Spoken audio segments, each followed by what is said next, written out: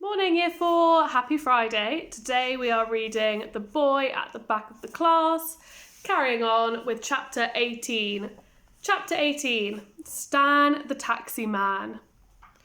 I'm not sure if Tintin ever woke up on the morning of an adventure feeling hungry and sick at the exact same time, but that's how I felt when I woke up the next day. It was so early that the birds had only just started to sing and the sun hadn't risen properly yet. As soon as the sky began to turn from dark blue to golden pink, I jumped out of bed and started getting ready. The hardest thing was to try and fit my school uniform over the best clothes I had. It made me look like a puffy blowfish, and the buttons of my school shirt looked like they might pop open at any moment. But luckily, Mum didn't notice anything because she was tired and was still rubbing her eyes a lot when I left. I got to the bus stop 15 minutes early, just like we said we would, but there was no one there except an old lady and two grown-ups in suits. After a few minutes, Tom came running up the road. I could tell right away that he hadn't slept much because his eyes looked red and his usually spiky hair was flat at the back. Then came Josie, looking as excited and nervous as I felt inside, and Michael, who tripped over his shoelaces and stumbled but kept running anyway. "Got everything?" asked Josie. I nodded and then showed her the tube map I had taken from Mum's use-less drawer and the tea bags I had taken from the kitchen jar. We'd all bought things to give the Queen. Tom had bought a packet of shortbread biscuits, Josie had a new packet of football stickers, and Michael had bought a box of fudge that had a crown on the box. I had bought my favourite astronaut ruler. Even though the astronaut didn't move anymore, I was sure the Queen would like it because she always wears sparkly brooches that shine like stars on her dresses. Maybe when she was in school she wanted to be an astronaut too. When we had stored all the presents away safely in my bag, Josie counted all the money we had collected. All of us emptied our piggy banks and saving jars, and Tom had gone into his brother's rooms to see what he could find. "They've got loads of coins everywhere. Can't believe I've never done it before," he exclaimed, bringing out a fistful of coins. In the end, we had exactly £27 and 62 pence. A fortune. Half of £27 and 62 pence is... Josie squeezed her eyes tight and quickly did the maths in her head. £13 and 81 pence.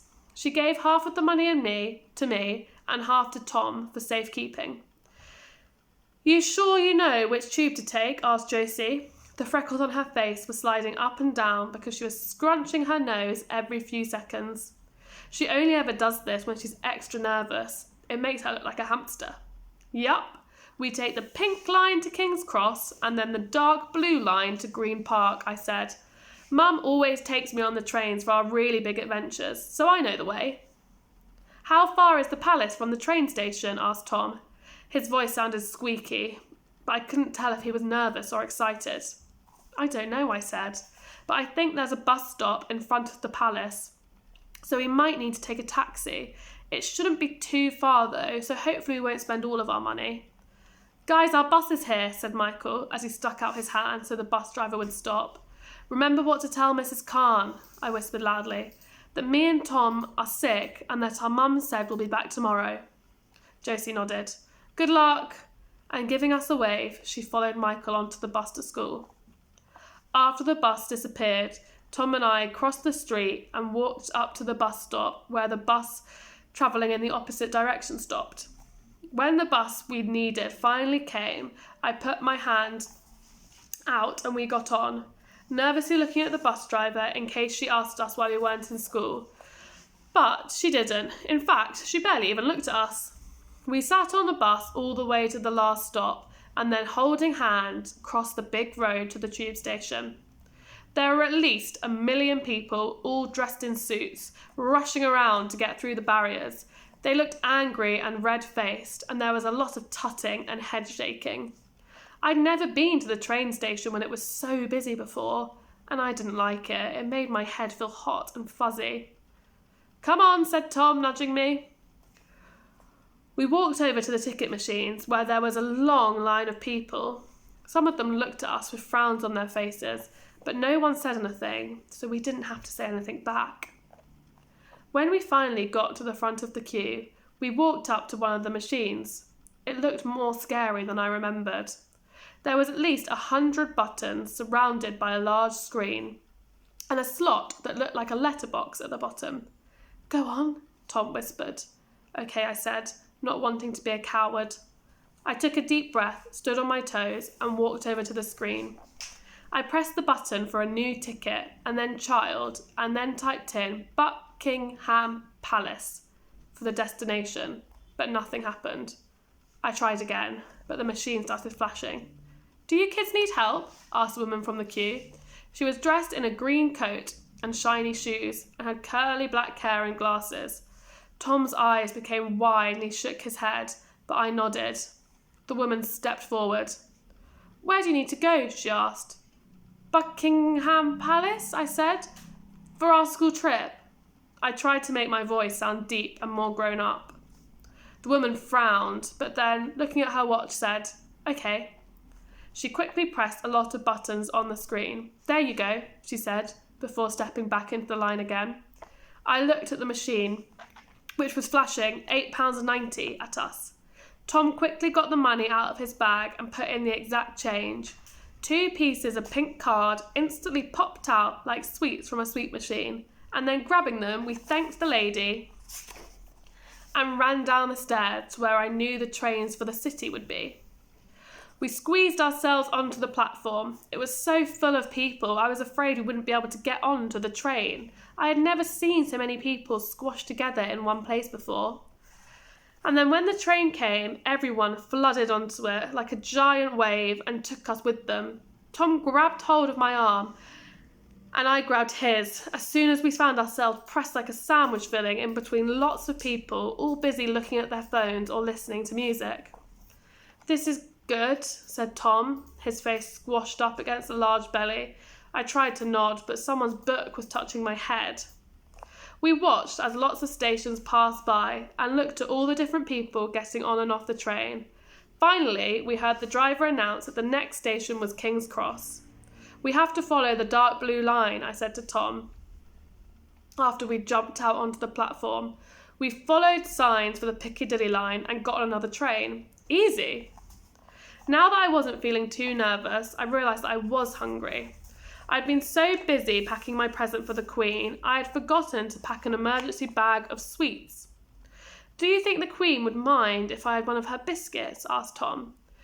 He shook his head eagerly. "She must have loads in her kitchen, especially if she has tea every day."